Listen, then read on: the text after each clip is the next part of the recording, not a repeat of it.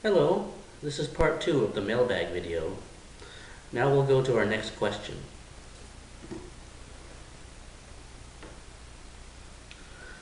Okay, the next question is from Not SARS, Just Sex. And he asks, Winston, what is your biggest regret?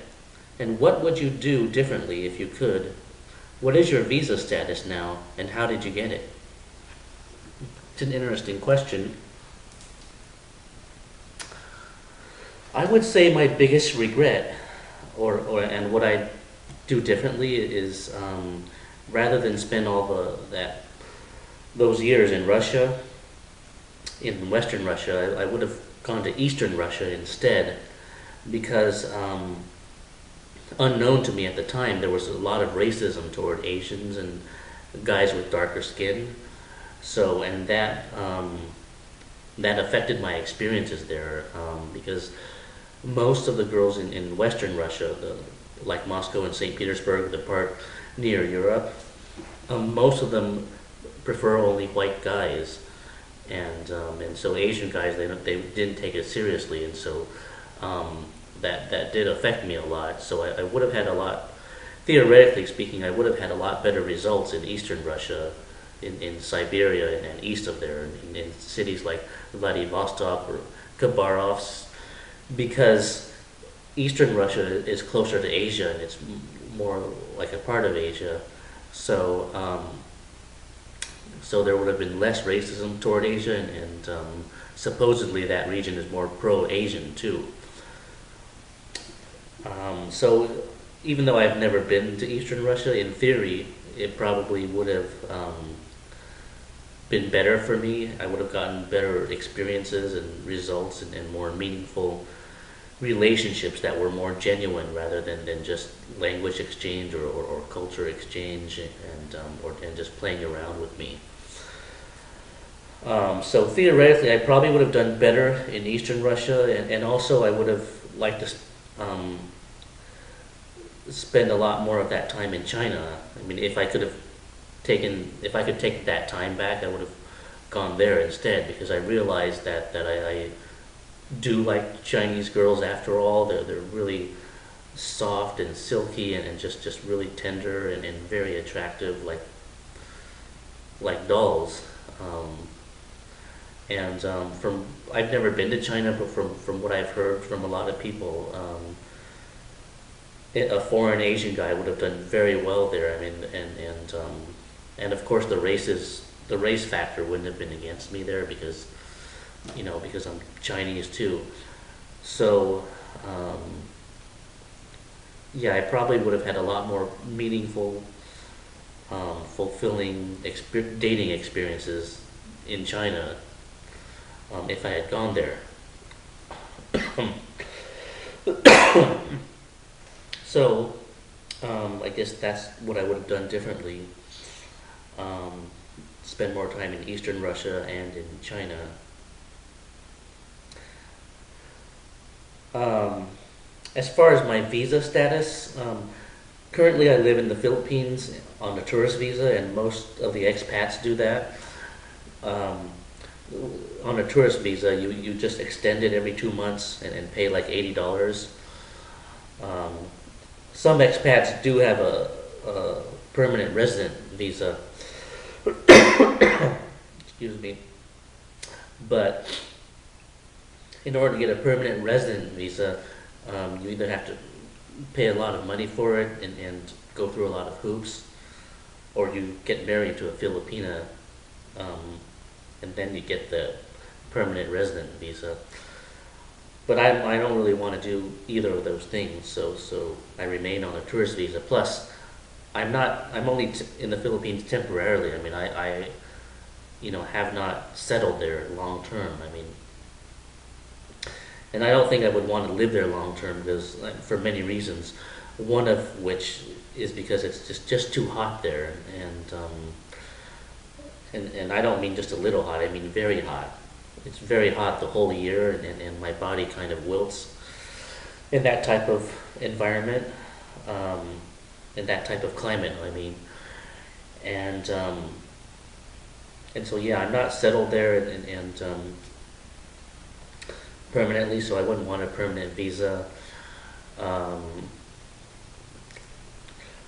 but so yeah, but you can get a permanent visa, but most expats don't. They just do the tourist visa thing.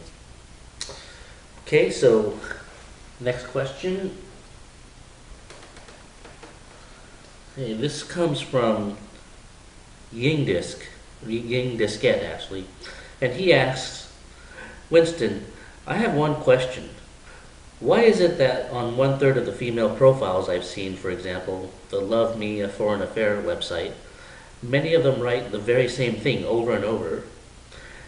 Many of the profiles from 22 to 26 years of age write the following: I don't care what you look like, what matters is the inside.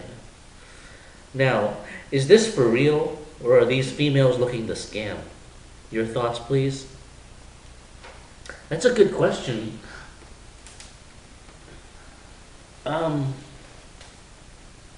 First of all, you got to understand that um, a lot of Russian bride agencies out there are not entirely honest. They have a lot of shady practices. And that's why you see a lot of the same things in profiles, and also why the Russian girls on those profiles have virtually no standards. They have no age preferences, they have no race preferences, they have no um, um, personality preferences other than that he's nice. And yeah, real Russian women do have preferences. I mean, most of them do at least. And if you see every profile on a website, on the Russian bride website, if you see that every profile has no preferences, I mean that's obviously a bad sign. So I would be very wary with those sites. I would try. I would before you write to Russian girls on a website like that, I would check out the name of that agency by Googling it and seeing what other reviews there are for it, and seeing what other experiences other people have.